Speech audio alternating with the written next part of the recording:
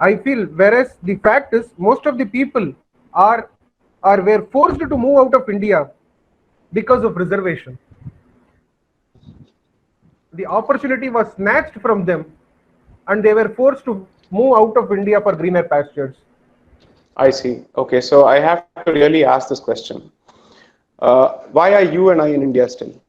Is it because we are not in a position to go to any other foreign country? Are we any less qualified to go to any other foreign country? Why are we here still? Let me try and answer this question from a factual and a statistical perspective. Okay, if it is accepted that the ones who have moved out of this country are largely the Savarnas and the people from, let's say, the forward caste, or let's say the upper caste of the general categories, so to speak. Okay, that means, as opposed to staying here and trying to change the situation, or as opposed to paying the price for what their ancestors did or did not do, or if they believe that this is based on false history, as opposed to addressing that particular situation, if you choose to abandon this country altogether, that means you have severed your relationship with this particular country and you have chosen to go your own way and decided to carve your own individual destiny altogether, notwithstanding the fact that you continue to want to hold on to this Indian identity. Okay, so I'm sorry to say this. Not everybody can have access to that particular justification. See, one of the justifications that actually makes much more sense is that even if I'm qualified from the Indian Institute of Kharagpur or the Indian Institute of Delhi, which was, let's say, Indian Institute of Madras, which was one of the earliest IITs set up in India, unfortunately, India did not have enough opportunities to offer even to those people coming from its best of institutions. Therefore, they went away. So let me try and compare this with another country. Please read the history of this desert state called Israel. Okay, which is 1/50th your size and suffers from acute paucity of water. And in the initial years, they had to transfer water from the Sea of Galilee to Israel. And now that even that source is not existing, which is why they have to go for desalination plants so that they can get water from the sea. Okay, the point I'm trying to make is every country has its own problems. Okay, every country, especially a complex country such as India, with its own set of issues, with a huge historical baggage, obviously had a lot of problems.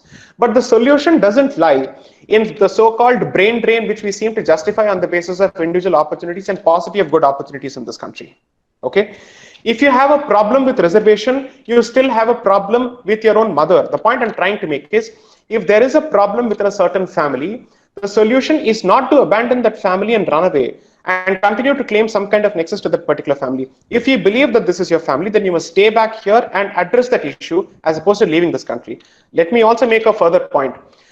Despite this reservation, despite all these reservations, which are now over 50% in quite a few states, and Tamil Nadu itself has 69%, is it our case that Tamil Nadu has not seen development at all in the last 70 years? Is it our case that Tamil Nadu has not seen any kind of industrialization in the last 70 years?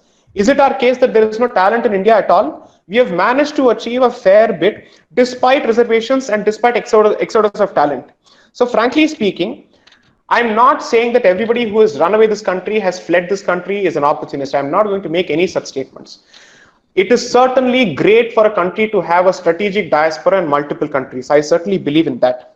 At the same time, citing reservations to leave this particular country is to give up your homeland because you feel that it has no hope. I hope anybody who gives that particular justification doesn't come back to celebrate India when India is now under Mr. Modi to say, now India is doing better. India continues to have reservations even under Modi, right?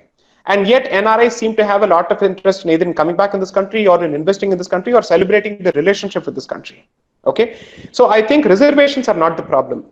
Problem was always with the license permit Raj of this country, the Nehruvian socialist model that was followed, the economic policies of the Nehruvian government which are responsible. Reservation is just but one of the issues.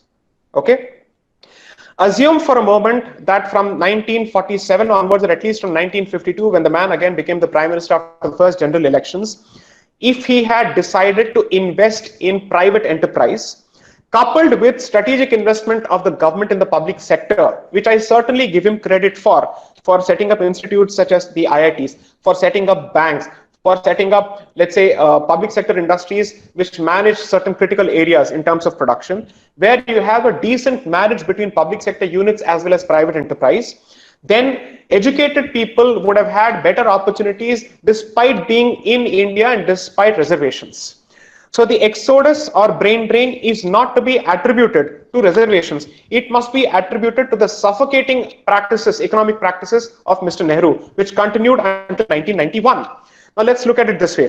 Post 1991, reservations have not gone down, they've actually gone up, right?